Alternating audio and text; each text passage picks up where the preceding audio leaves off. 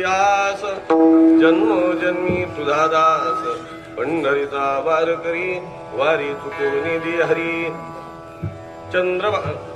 संत संग सर्व काळ अखंड प्रेमाचा कल्लोळ पंढरीचा वार करी वारी चुकवून दे हरी. चंद्रभागे स्नान तुका मागे हेची दान पंढरीचा वार करी वारी चुकवून दे हरी. विठ्ठल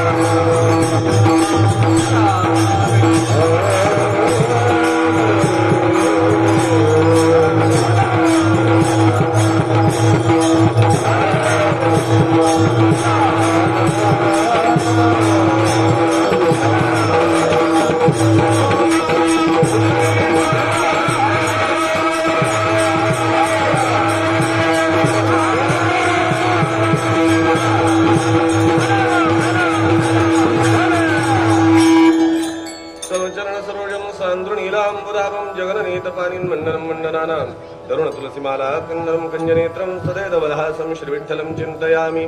नमामि सद्गुरुं शान्तं सच्चिदानन्द विग्रहं पूर्णब्रह्म परानन्दं ईशमानन्दिवल्लभम्. पुरुषोत्तमस्य अवतार क्षेत्रे श्री एकनाथस्य परंपराया शिष्योऽस्ति स्वामी पूर्णाश्रमस्य श्रीलक्ष्मणाख्यं सद्गुरुं नमामि. श्रीलक्ष्मणाख्यं सद्गुरुं नमामि. श्रीलक्ष्मणाख्यं सद्गुरुं नमामि. विठ्ठल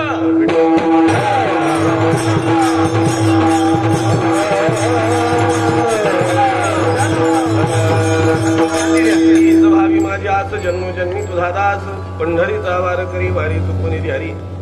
प्राप्त प्रसंगी प्रस्तुत कीर्तन रूपी सेवेकरिता निवडलेला अभंग संत श्रेष्ठ जगद्गुरु श्री तुकाराम महाराज यांचा असून महाराज या अभंगाच्या द्वारे भगवंताच्या साक्षीनं एक वारकरी जीवनाच्या दृष्टिकोनातून वारकऱ्यानं काय मागावं वा वारकऱ्याच्या मनामध्ये जिवंत असेपर्यंत नव्हे नव्हे देहावसान झालं तरी पुनर्जन्माच्या दृष्टिकोनातून जर मी काही मागावं तर काय मागावं अशी भूमिका या अभंगाच्या द्वारे व्यक्त केल्या जात आहे. ज्यांच्या भूमिकेच्या वा ज्यांच्या कार्यक्रमाच्या दृष्टिकोनातून हा विषय आपण विचारात घेणार आहोत त्यांची भूमिका जिवंत असेपर्यंतही अशीच होती आणि प्राणोत्क्रमणाच्या प्रसंगाच्या वेळेस सुद्धा त्यांच्या अंतःकरणात किंबहुना ही भावना असावी. आणि या दृष्टिकोनातून माझा त्यांच्या प्राणोत्क्रमणाच्या अगोदर कारण त्यांची पूर्ण व्यवस्था पाहण्यासाठी जे दुलट डॉक्टर म्हणून होते राजपूत डॉक्टर म्हणून होते त्या सिव्हिल हॉस्पिटलमध्ये ते माझे अत्यंत स्नेही जवळचे होते. दर 2 तासाला बुवाचा रिपोर्ट माझ्या मोबाईलवर मला प्राप्त होत होता. किती हार्टबीट आहे, किती त्यांचं ऑक्सिजन लेवल आहे. त्यांना सांगितलं ही माझी घरची नाही, मी ज्यांना पितृस्थानी मानतो अशी माझी ही व्यक्ती आहे. त्यांचा एकच शब्द होता, ते म्हणले डॉक्टर साहेब म्हणले महाराज तुम्ही तुमच्या पेशंटला एवढंच सांगा की त्यानं धीर नाही हरला पाहिजे, हिंमत नाही हरली पाहिजे. त्यानं जर हिंमत नाही हरली तर शक्तीनं सांगतो महाराज तुमचा माणूस तुम्हाला घरी पाया पडायला मी जरूर पाठवू. विठ्ठल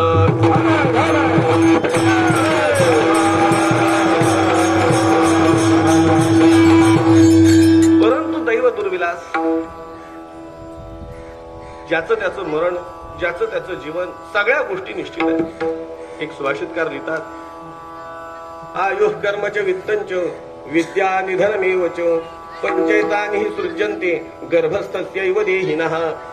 मनुष्य गर्भात असतानाच माणसाच्या 5 गोष्टी निश्चित असतात. एक आयु, माणसाचं आयुष्य किती आहे. कर्मच, त्याच्या हातून काय कर्म घडणार आहे कर्मविपाकानुसार. वित्तंच, किती आयुष्यामध्ये त्याला धनप्राप्ती होईल. विद्या निधनमेवच, त्याचं ज्ञान त्याला किती संकलित त्याच्या ठिकाणी राहणार आहे.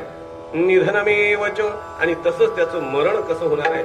त्यामुळं हळहळ तळतळ ही तर अत्यंतिक अशा स्वरूपाची आहे, कारण त्या व्यक्तीचा सर्व समावेशक असणारा सर्वांचा संपर्क हा आपल्याला आत्ता उपस्थित असणाऱ्या सर्व लोकांकडे, मग तो श्रोतृ समुदाय असो वा उभा असणारा टाळकरी वृंद असो, यांच्याकडे पाहताना आपल्याला अनुमान प्रमाणानं, शास्त्र सिद्धांतानुसार, वेदांताच्या चिंतनानुसार अनुमान प्रमाणानं काही गोष्टी काढाव्या लागत असतात. असं अनुमान प्रमाणानं आपण लक्षात घेऊ शकतो की ज्या अर्थी एवढे सगळे उपस्थित लोक हे त्यांच्या आज सणाचा दिवस असताना देखील त्यांच्यासाठी आग्रहानं एवढे सगळे लोक उपस्थित आहेत. बऱ्याच लोकांनी आपले बरेच काम कशा पद्धतीने आवरून या ठिकाणी आलेले आहेत. फक्त झाला उशीर मलाच झाला, त्याबद्दल मी क्षमा मागतो, परंतु वस्तुस्थिती अशी आहे की हे त्यांच्या प्रेमाचं द्योतक म्हणून सगळे लोक उपस्थित आहेत. आणि अशा आदरणीय गंगाबाईंना आज जाऊन वर्ष पूर्ण होत आहे आणि त्यांच्या वर्ष श्राद्धानिमित्ताच्या कीर्तनामध्ये मी तत्स्वरूपाचं काही चिंतन करण्याचा प्रयत्न करणार आहे.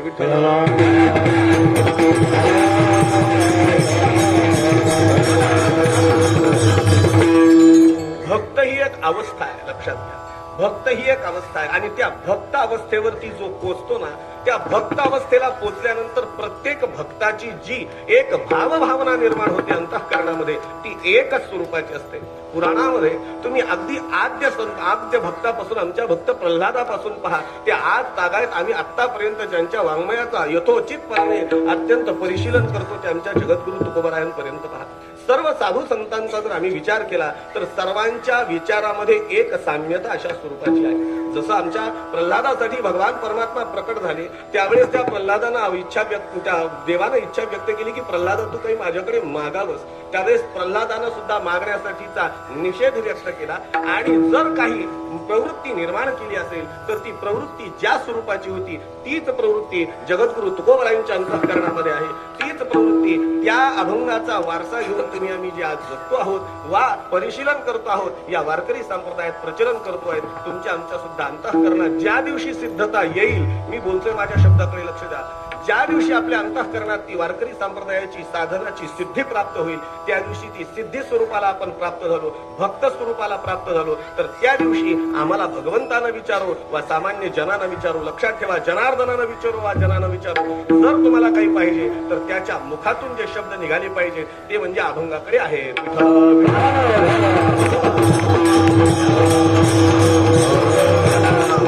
आता तो अभंग आपण त्यांच्या चिंतनासाठी, त्यांच्या या वर्षश्राद्धाच्या कार्यक्रमाच्या दृष्टिकोनातून आपण करतो आहोत. 14व्याच्या दिवशी नाही करता आलं कीर्तन, पण मला वानबद्दल जो आदर आहे तो आदर व्यक्त करण्यासाठी मी माझ्या घरात भजन केलं. बरं, माझ्या घरात काय आदर आहे मला बुवांसाठी. मी अजूनही त्यांना, म्हणजे त्यांचा गंगारामजी गायकवाड हे मला ते गेल्यावर कळालं.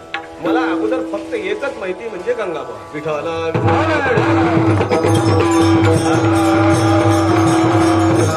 त्या शिष्यमंडळीमध्ये आम्हाला लहानपणापासून जे नाव कानावर पडले ना, ते काही ठराविक नावं पडले. आप्पा नाव, माझ्या सासऱ्याला आप्पा म्हणतात, पण त्यांना आप्पा म्हणून आवाज दिल्यावर मला ते आप्पा आठवत नाहीत, अंकुश आप्पाच आठवतात.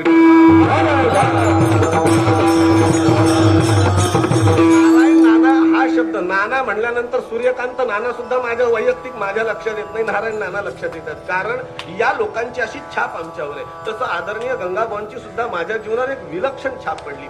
खरं सांगू, पावल्या खेळण्याचं जर मी कुणाकडून शिकलं असेल तर बुवाकडून शिकलो. विठ्ठला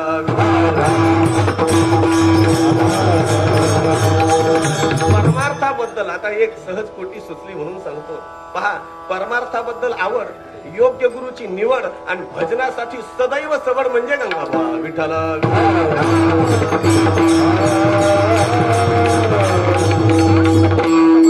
आदर, नितांत परमार्थाबद्दल आदर.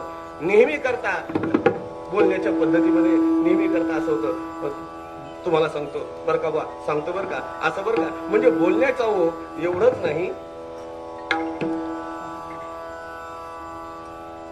नंतरच्या काळामध्ये ते भजन अंतरंगात उतरून त्याची प्रस्फुरण व्हावा अशी भावना निर्माण होऊन नंतरच्या काळात बुवांनी काही कीर्तनं पण केली. एका कीर्तनाला धामणगावला आवर्जून मी उपस्थित होतो. मुद्दाम म्हणून मी त्या बुवांच्या कीर्तनाला गेलो, कारण त्यांना असणारी वेदांताची आवड, त्यांना त्यांच्या संबंधात ज्यांना वेदांताबद्दलच्या तत्वचिंतनाबद्दल प्रेम आहे त्यांच्याबद्दलची असणारी आवड. मग त्यांचे जावई का असेना, त्यांचा पुतण्या का असेना, काय भूषण त्यांना त्यांच्या पुतण्याचं सुद्धा होतं. आणि खरंच भूषणावह त्याचं सध्या पुढचं अध्ययन करण्याची प्रवृत्ती मला आता उतरल्याबरोबर गाडीत 2 शब्दात त्यांनी सांगण्याचा प्रयत्न केला. सर्व घराणं वारकरी घराणं, एवढंच नाही, गुरुवर्य आमच्या आजोबांचं कासापुरीत आल्यानंतर जिथं थांबणं होणार नाही, कुठेही थांबणं होणार नाही आता कदाचित, पण असं ते ठिकाण आहे की जिथं दादा आल्यानंतर थांबले नाहीत असं कधीच होणार नाही, ते म्हणजे गंगाबंध. नेहमी करता आमच्या आजोबांचं तिथं वास्तव्य, थांबणं, भेटणं, बोलणं आणि असं नितांत गुरुनिष्ठ, नितांत पारमार्थिक आणि भजनासाठी समर्पित असं जीवन. ज्यावेळेस देहावसान झालं म्हणून कळालं, विठ्ठल भाऊचा मला फोन आला. विठ्ठल भाऊचा एक शब्द सांगता ऐका, मला फार आवडलं. वडिलाची सेवा करताना, वडिलाच्या कार्याचा वारसा घेताना त्या मुलानं एक फार सुंदर शब्द वापरला त्यांच्या चिरंजीवानं. तो शब्द सांगतो. त्यानं सांगितलं, माझ्या गावात कुणीही वारकरी असला आणि तो जर दिवंगत झाला तर त्या वारकऱ्याला वारकऱ्याच्या थाटात निरोप देण्यासाठी सगळ्यात पुढे जर कोणी असेल तर माझे वडील राहायचे. नेहमी करता कोणी असो, ज्याच्या गळ्यात माळ आहे आणि त्याचं देहावसान झालं ना, वारकरी नियमानं, शास्त्रीय जशी पद्धत आहे तशी वारकरी पद्धतीनं टाळ मृदंग घेऊन, गळ्यात मृदंग घेऊन, स्वतः विना घेऊन, स्वतः टाळ घेऊन तिथं हजर व्हायचं, लोकांना प्रवृत्त करायचं आणि त्याला तिथे निरोप द्यायचा, तिथे सुद्धा भजन करायचं आणि सगळं कार्यक्रम आवरल्यानंतर घरी येऊन शुचिरभूत व्हायचं. ही जी धारणा होती ती अत्यंत विलक्षण होती. मुलाचं वाक्य फार समर्पक आहे त्या दिवशीचं. ते म्हणले, महाराज, माझ्या वडिलांना सगळ्याला वाजवत गाजवत वारकरी नियमात निरोप दिला, पण माझ्या वडिलाला आज निरोप द्यायच्या वेळेस 4 माणसं सुद्धा उपस्थित होऊ शकत नाहीत, कारण काळ प्रतिकूल आहे. कारण काळ प्रतिकूल आहे. हे माणसं पुलावर उभे होते, बरोबर आहे का? मी सुद्धा होतो, पण तुमच्या नजर तिथेच असेल. पोलीस हाटो जे करत होते त्यावेळेस तिथे पोलिसांनी आम्हाला पुलावर सुद्धा उभा राहून दिलं नाही, ही वस्तुस्थिती. परंतु लक्षात घ्या, अशा एका भक्त माणसाला जो आम्ही निरोप देतोय, तो निरोप देत असताना 14व्याचा आम्ही कार्यक्रम करू शकलो नाही. परंतु नाही जरी झाला हरकत नाही, परंतु आता निदान वर्षश्राद्धाच्या निमित्तानं आम्ही त्यांच्या चरणी काही भाव समर्पित करतोय. आणि तो समर्पित करत असताना त्यांना ज्यावेळेस चित्रगुप्तानं यमधर्माच्या समोर उपस्थित केल्या जातं. ऐका गरुड पुराणाचा सिद्धांत. गरुड पुराणामध्ये सांगितलं जातं, वर्षश्राद्धाचा दिवस म्हणजे नेमका कशाचा दिवस? वर्षश्राद्धाचा दिवस म्हणजे काय? आज वर्षश्राद्धाच्या दिवशी जीवात्म्याला त्या ठिकाणी त्या यमधर्माच्या समोर साक्षीनं चित्रगुप्ताच्या मदतीनं काय पापपुण्याचा लेखाजोखा तो काढला जातो आणि त्या पापपुण्याच्या लेखाजोख्यानं त्याला समोर उभा केलं, त्याला केलं जातं. यमधर्म समोर असतात आणि यमधर्म मग सांगतात, बाबा काय तुझं पुण्य आहे, काय तुझं पाप आहे, आणि त्या पाप पुण्याच्या हिशोबानं त्याचं काय जे असेल नियोजन पुढच्या जीवनाचं लावलं जातं. आणि मग कसं आहे, त्या पुढच्या जीवनाच्या दृष्टिकोनातून त्याला विचारलं जातं, त्याच्याशी संवाद होतो यमधर्माचा. मग हा संवाद होत असताना जो भक्त असेल, शास्त्र सिद्धांत आहे का, जो भक्त असेल त्या भक्ताला साधू संत सांगतात, त्या भक्ताला काहीच कर्म बाधत नाही, कारण तो भक्त आहे. विठ्ठल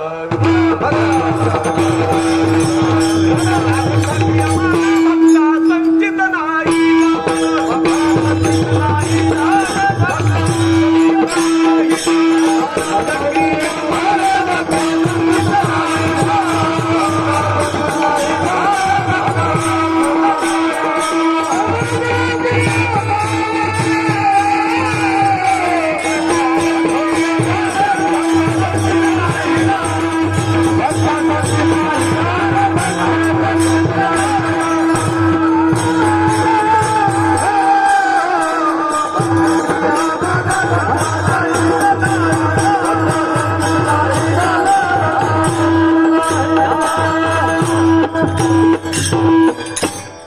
पापपुण्याच्या नियमानं त्याला कोणती योनी प्रदान करायची याच्याबद्दल यमधर्म विचार करत असतो. तो वर्षश्राद्धाचा आजचा दिवस असतो. आणि मग जर त्या यमधर्माच्या समोर एखादा जर भक्त उभा असेल तर मग त्या भक्ताला प्रारब्ध नाही, संचित नाही आणि क्रियमान नाही.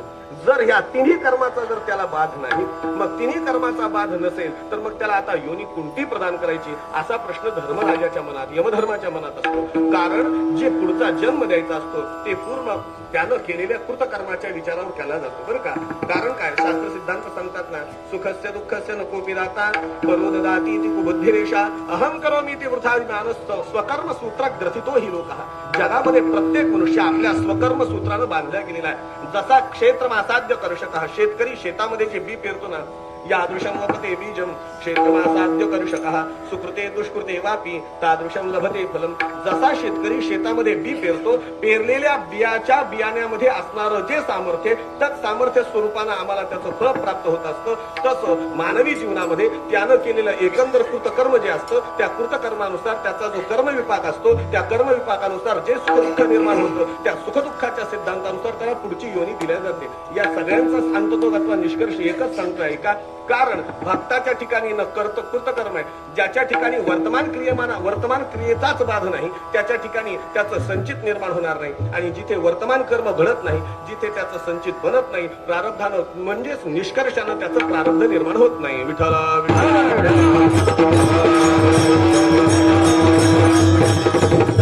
लक्षात घ्या, समीकरण लक्षात घ्या. कारण काय, जिथे वर्तमान क्रियेचा बाध नाही, त्या वर्तमान क्रिया पुढे जात मागे गेल्यानंतर पुढच्या क्षणाला मागे जाऊन त्या काय बनतात, संचित बनत असतात. त्या संचिताचा दोन भाग होतात, एक पुण्यकर्म, एक पापकर्म. आणि पुण्य आणि पापकर्मानुसार भविष्यात आम्हाला ते प्रारब्ध कर्म म्हणून भोगायला येत असतं. अरे ज्याला वर्तमानच नाही, ज्याच्या क्रियेचा बाध वर्तमानातच त्याला लागत नाही, त्याला बाकीच्या काही गोष्टी लागतात का? म्हणून तर जगद्गुरु तुकोबारायाने आमच्या हनुमंतरायाला धन्यता दिली. ज्यावेळेस हनुमंतरायानं लंका जाळली त्यावेळेस जगद्गुरु तुकोबाराय त्यांना धन्यता दिली.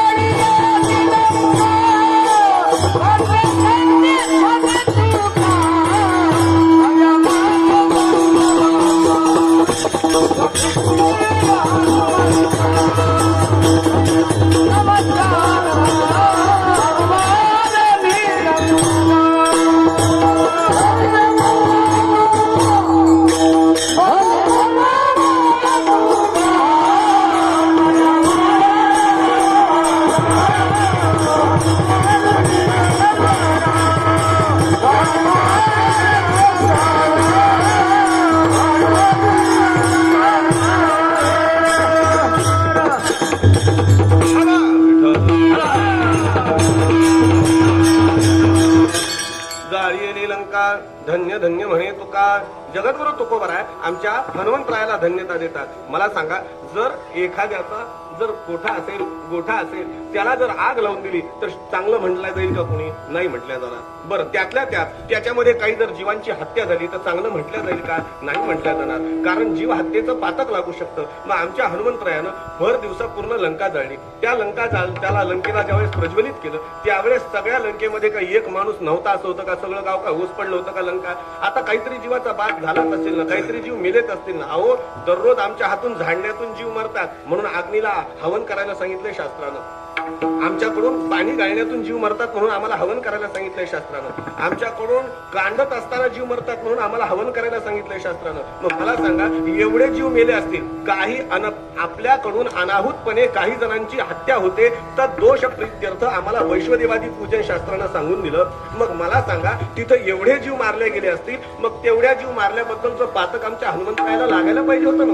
मग का नाही लागलं? त्याचं मेन कारण, त्याचं महत्वाचं कारण हे आहे की वस्तुस्थितीमध्ये कर्मबंधतेसाठी लागणारा जो कर्मलेश असतो, अहंतेचा भाव असतो, तो या साधू संतांकडे नसतो आणि म्हणून त्याला कर्मबंध लागत नाही.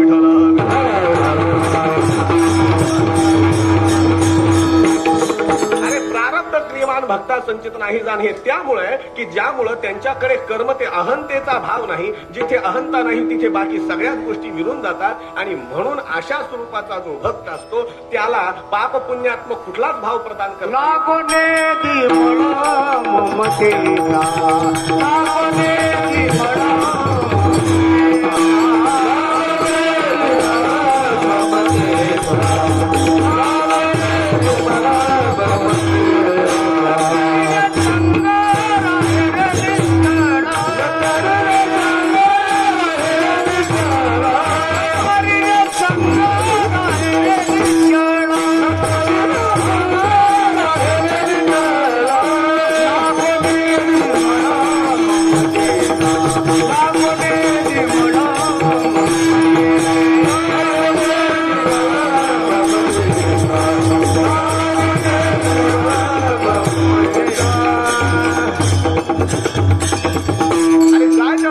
अधिकारी लागून दिमळ ममतेचा तुका म्हणे आम्ही झालो अग्नी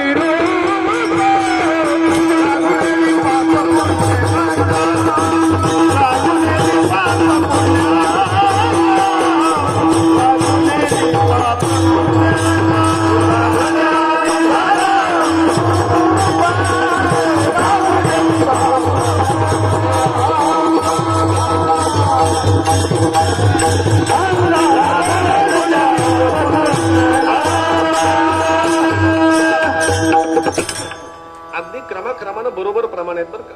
म्हणजे अगोदर अहंतेचा भाव नाही याचं चिंतन. जिथे अहंता नाही तिथे पाप पुण्य नाही हेही वस्तुस्थिती आहे. आणि जर पाप पुण्य नसेल तर ती काया ते जीवन अग्निस्वरूप होतं. आता धरा पुढचं प्रमाण.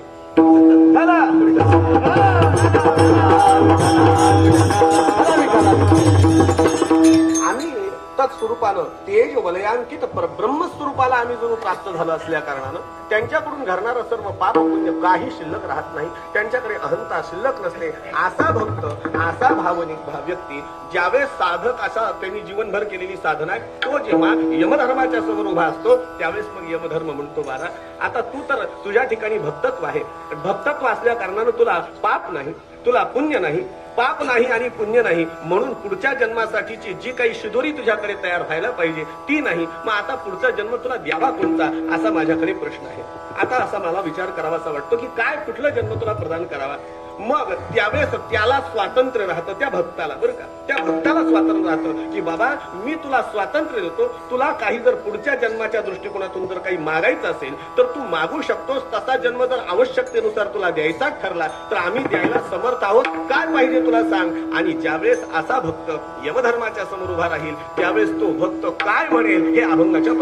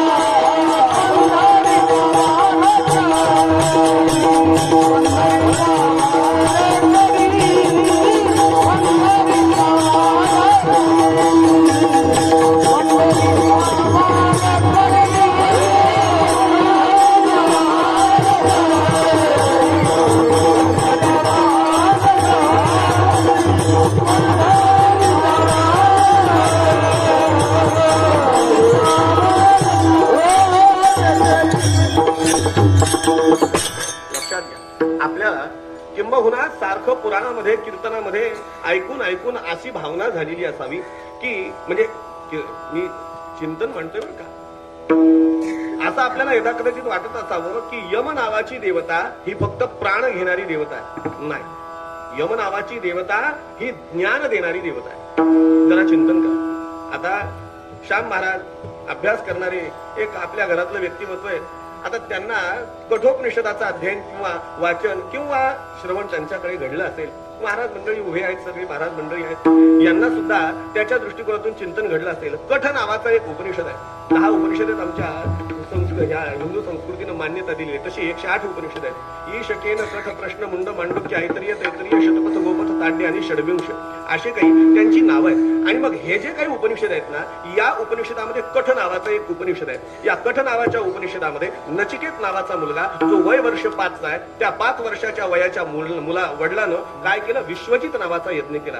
विश्वजित नावाच्या यज्ञाचा नियम असा असतो की आपल्या जवळचं सर्वस्व दान द्यावं लागतं. फक्त कुटुंबन आपण शिल्लक राहतो, बाकी सर्वस्व दान द्यावं लागतं, असा त्या विश्वजित नावाच्या यज्ञाचा नियम आहे. मग त्याच्या वडिलांना तो विश्वजित नावाचा यज्ञ केला. त्या विश्वजित नावाच्या यज्ञामध्ये त्यानं जवळचं सगळं द्यायला सुरुवात केलं. पण झालं काय, बिघडलं इथं पहा की जे देत होता त्या ज्या गायी होत्या, त्या गायी आता पुन्हा प्रसवू शकत नव्हत्या. त्या ज्या गायी होत्या त्या चांगलं चालू शकत नव्हत्या. त्यांच्या अंगात चांगली ताकद नव्हती. काही दिवसानं त्या मरणार होत्या. अशा दुर्बल अशा त्या गायी तो दान देऊ लागला. त्यावेळेस दक्षिणा नव्हती, पैसे नव्हते ना, त्यावेळेस गायी हेच धन असायचं, गोधन म्हणायचे. मग त्या गायी देऊ लागला. तर दान देताना झाला असा प्रकार की नचिकेताच्या लक्षात आलं की वडील जे दान देत आहेत ते दान देणं चांगलंय, पण दान दिल्या जाणारी पद्धती वा दान दिल्या जाणारं जे दान आहे ते चुकीचं आहे. लक्षात घ्या, आमच्याकडे नेहमी असंच होतं, फाटक्या नोटा महाराजांच्या नशिबाला असतात.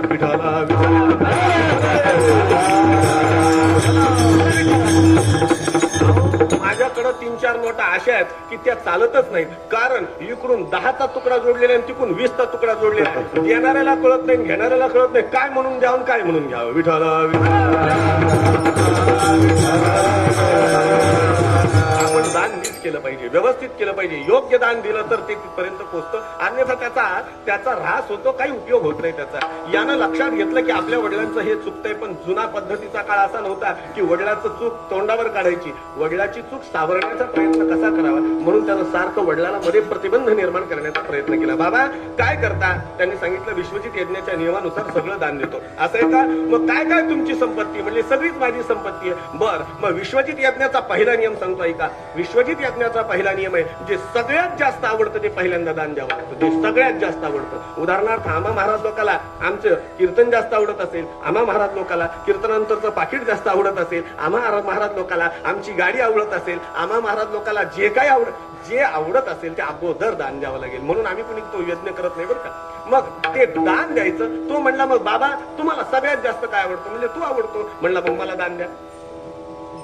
5 वर्षाचं लेकरू आहे आमचं. 55 वर्षाचं लेकरू माळ घालायचं काही नाही, त्याचा विचार करत नाही. 55 वर्षाचा आम्ही मोठे होतो, पण त्याचा 5 वर्षाच्या लेकराला ही सद्बुद्धी आहे. बाबा मग तुम्ही जर असं करणार आहात तर मग सांगा ना, त्या नियमानुसार तुम्ही मला दान द्या. आता विश्वजित यज्ञात काही लेकर बाळ दान द्या असा थोडाच विचार आहे. परंतु तो म्हणला मग मला दान द्या. वडिलांनी त्याच्याकडे दुर्लक्ष केलं, पण तरी देखील तो प्रवृत्त झाला. पुन्हा म्हणतोय 3दा झालं, 4दा झालं. वडिलाला राग आला आणि वडील म्हणाले तुला दानच द्यायचं का, जा मी तुला यमाला दान देतो. हा उठला आणि यमाच्या दारात जाऊन उभा राहिला. आता यमाच्या दारात उभा राहिल्यानंतर यम 3 दिवस घरी आला नाही, काही कामगिरीवर गेला असेल.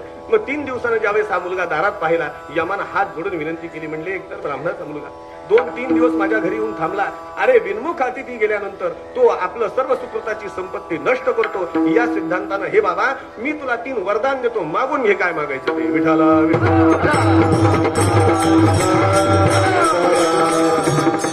नचिकेतानं असं मागितलंय पहिल्या वरदानात की तुम्ही मला काय करा, माझ्या वडिलाला जो दोष निर्माण झालाय ना त्या दोषाची निवृत्ती करा आणि माझ्या वडिलाचं माझ्यावर प्रेम सिद्ध होईल. मी जेव्हा इथून घरी जाईल त्यावेळेस माझ्या वडिलांना रागानं मला माझ्याकडे तिरस्कार नजरेनं पाहू नये, मला प्रेमानं जवळ घ्यावं असं मला वरदान द्या. तथास्तु दिलं. दुसरं काय पाहिजे, अग्निविद्या द्या. तथास्तु अग्निविद्या दिली. आणि शेवटी 3ऱ्या वरात त्यांना मागितलं मला ब्रह्मज्ञान द्या. त्यावेळेस त्यांनी सांगितलं अधुनापि नको विज्ञात तू काम हा इच्छती. अरे तसा जर पाहिलं तर आजपर्यंत पृथ्वी तलावरती अशी ब्रह्मज्ञानाची विद्या कोणी प्राप्त करावी असं कोणाला आजपर्यंत ज्ञान झाले नाही, इच्छा झाली नाही. आणि तू एवढं लहान लेकरू 5 वर्षाचं आणि तुला ही इच्छा कसं काय होतीये? त्याच्या बदल्यात दुसरं काहीही माग. तो म्हणला बाकी काहीच नको, मला ब्रह्मज्ञान द्या. आणि मग या यमधर्मानं ब्रह्मज्ञान दिलं. मला एवढंच बोलायचंय, ही ब्रह्मज्ञान देणारी देवता यमानं त्या नचिकेताला ब्रह्मज्ञान प्रदान केलं. मग आता ही प्राण घेणारी देवता आहे का ज्ञान देणारी देवता आहे? विठ्ठल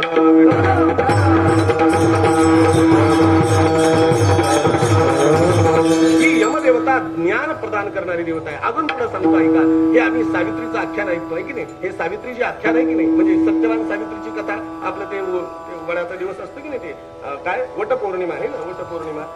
लग्न बहुतेक झालंय तुमचं. विठाला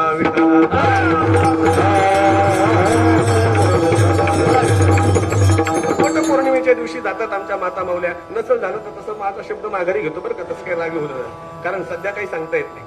मग ते वटपौर्णिमा जे असेल ते असेल, कारण पाठमोरं काही कळत नाही. वटपौर्णिमा असते, त्या वटपौर्णिमेच्या दिवशी आमच्या माता माऊल्या जातात, हातात दोरा घेतात आणि त्या वडाला प्रदक्षिणा घालतात. आणि त्या वडाला प्रदक्षिणा घालून त्या वडाला म्हणतात, वडापाव वडापाव.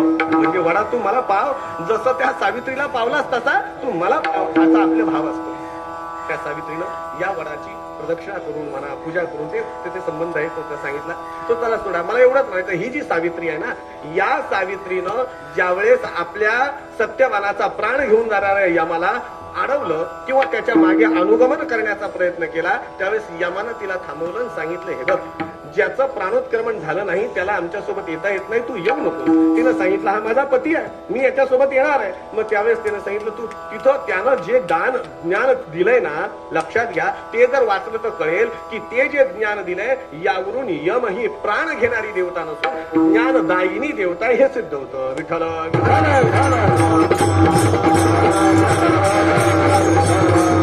आणि हे सगळं कशामुळे चालू आहे की ज्या पहिल्या प्रमाणाच्या दृष्टिकोनातून हा जीव ज्यावेळेस यमदरबारात उभा राहतो त्यावेळेस हे ज्ञान स्वरूपा यमा आम्हाला जन्मोजन्मी तुझं दास्यत्व मिळावं, म्हणजे ज्ञान स्वरूपाचं दास्यत्व आम्हाला मिळावं. कारण ज्ञान हे सच्चिदानंदातलं चित स्वरूपाचं असतं आणि त्या चित स्वरूपाचं आम्हाला दास्यत्व जन्मोजन्मी घडावं, म्हणून हीच व्हावी माझी आस जन्मोजन्मी दास. कारण ज्ञान स्वरूपता प्राप्त झाली की त्याला ज्ञान हे नाही ज्ञानेन सदृश पवित्रमिह विद्यते. या ब्रह्मांडामध्ये ज्ञाना इतकं पवित्र काही नाही. यमधर्म ही देवता ज्ञान स्वरूपी देवता आहे, म्हणून आम्हाला ज्ञानवान तुम्ही बनवावं आणि जन्मोजन्मी आम्ही ज्ञानवान व्हावं अशी अपेक्षा व्यक्त करत पहिल्या चरणात म्हणतात, हीच व्हावी माझी आस जन्मोजन्मी तुझा दास. बर, याशिवाय अजून काही पाहिजे का? तुमच्या भक्त अंतःकरणात अजून काही जाणीव आहे का? म्हणले हो, अजून एक जाणीव आहे. कारण ज्ञान स्वरूपता ही अनुभूतीचा वा आत्मानंदाचा विषय आहे. परंतु भक्ती करत असताना नुसती आत्मानंदानं भक्ती करणं ही अभिप्रेत नाही, तर आम्हाला काया वाचा मनानं अभिप्रेत आहे. कारण भक्त व्हायचं असेल तर काया वाचा मनानं झाला पाहिजे. विष्णुदास व्हायचंय, कसं व्हायचंय? काया वाचा मने झाला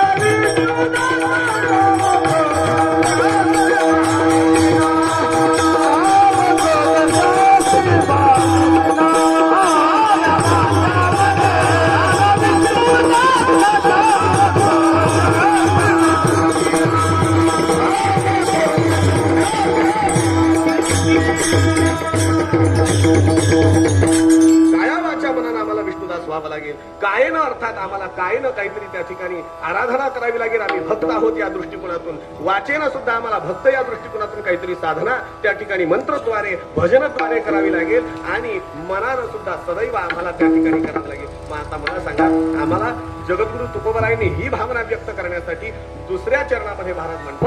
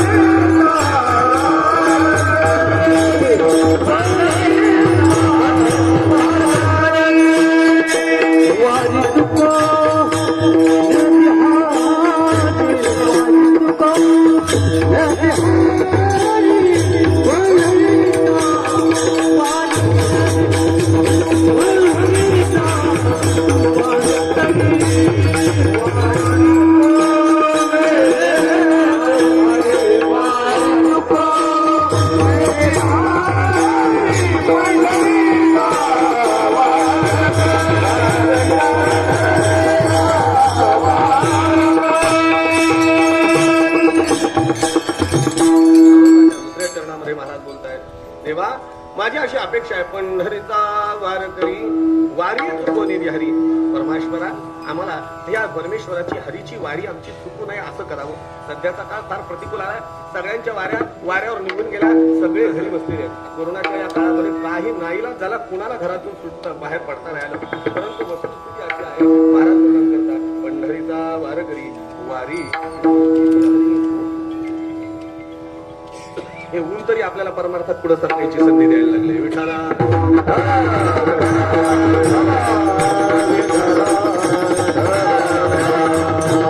नाहीतरी सध्या बरेच लोक बऱ्याच कारणास्तव मागे मागे सरकायला लागले परमार्थामध्ये. त्याला उन्हामुळे आपण पुढे सरतो. महाराज वर्णन करतात पंढरीचा वारकरी वारी चुको निधी हरी. हे परमेश्वरा, आमची काय करावी? पंढरीची वारी चुकू नये. कारण या सर्व सांगतात की पंढरी म्हणजे आमच्यासाठी प्राण आहे, प्राण.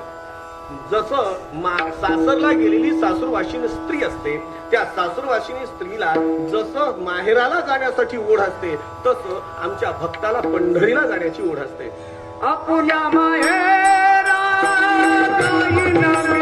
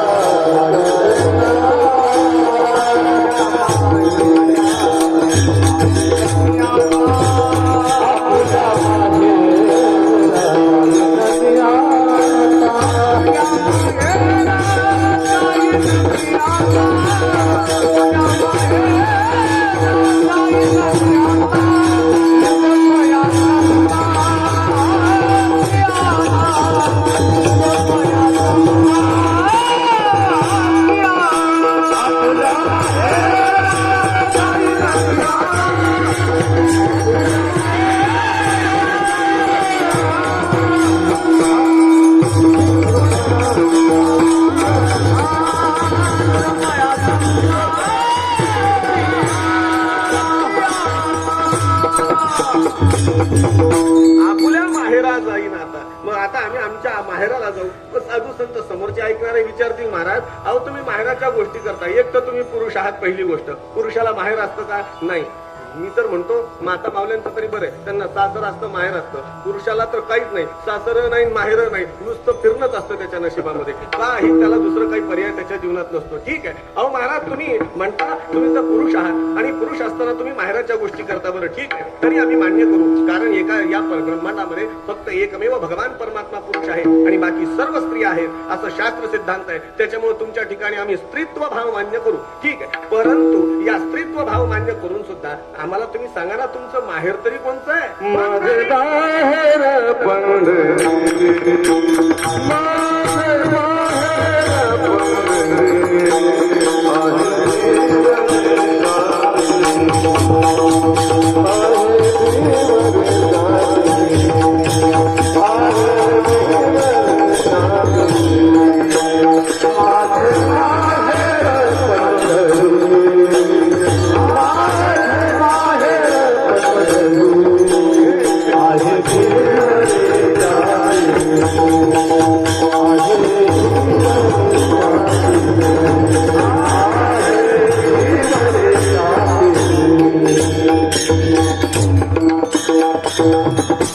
तुमचं माहेर कोणतं आहे महाराज सांगा ना. मग माझं माहेर पंढरी आहे. माझे माहेर पंढरी आहे भिवरेच्या तीरी. ते भिवरेच्या तीरावरती आहे. हो का? तुमचे आई वडील कोण आहेत सांगा. माझी बहीण चंद्रभागा, माझी माझी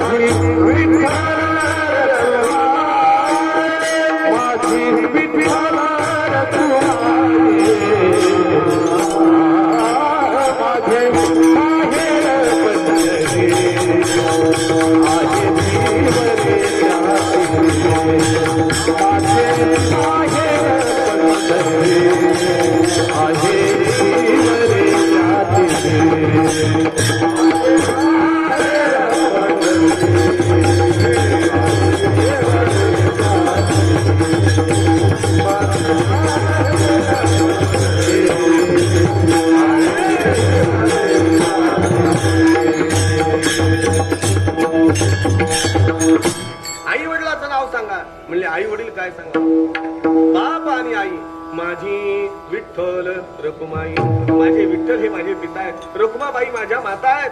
बस म्हणले एवढंच कुटुंब आहे का तुमचं? आणि बहीण वगैरे नाही का? म्हणले हो आहे ना बहीण. माझी बहीण चंद्रभागा, माझी बहीण चंद्रभागा, करीत असे पापभंगा, करीत असे पापभंगा, करीत असे पापभंगा. माझे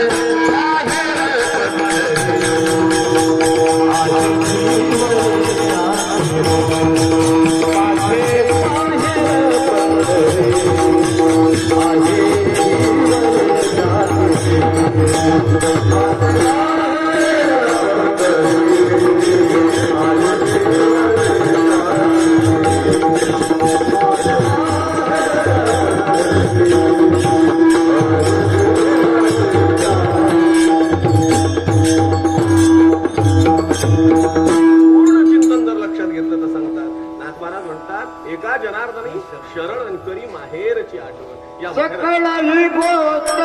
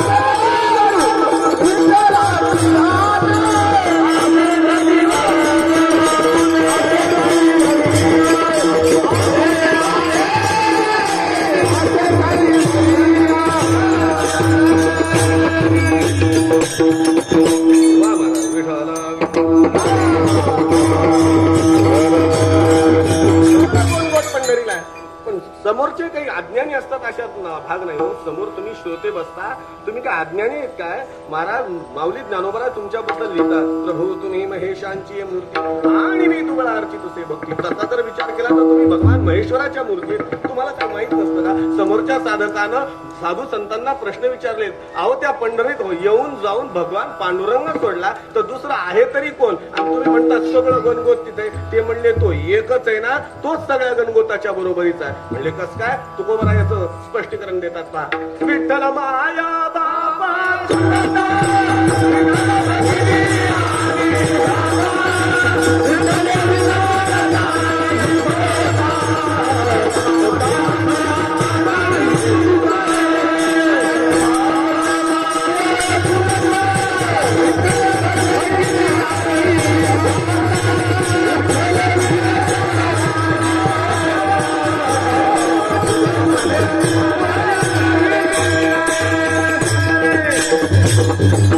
भक्ताला दुसरं कोण पाहिजे हो? तो मग भावा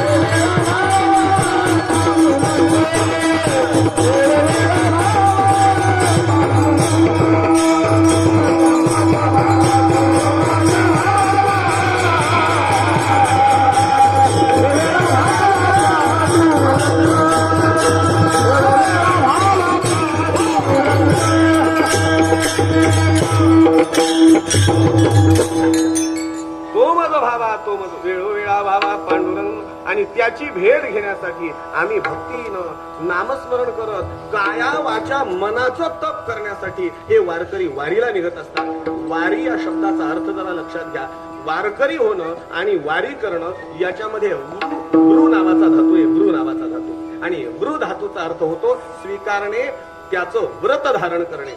वृ धातूपासून व्रत शब्द तयार होतो आणि याच वृ धातूपासून वारी वा वारकरी हा शब्द तयार होतो. आणि म्हणून आम्ही वारकरी होतो, आम्ही वारी करतो म्हणजे एक व्रत धारण करत असतो आणि एका व्रतात आपण उपस्थित असतो. त्या व्रताचे नियम आपण पार पडत असतो.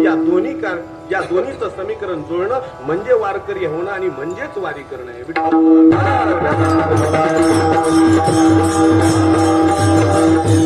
आम्ही जातो त्या देवाच्या दर्शनाला. म्हणून पंढरीचा वारकरी वारी चुकून निधी हरी. कारण सगळं गोत माझं तिथे आहे, माझे सगळे सोयरे तिथे आहेत. मग सगळे सोयरे जे आहेत तसे पाहतात तिथं पांडुरंगाशिवाय दुसरं कोणी नाही. मग विठ्ठला वाचून नेणे तुझे, आम्हाला दुसरं पाहिजेच कशाला आहे. विठ्ठला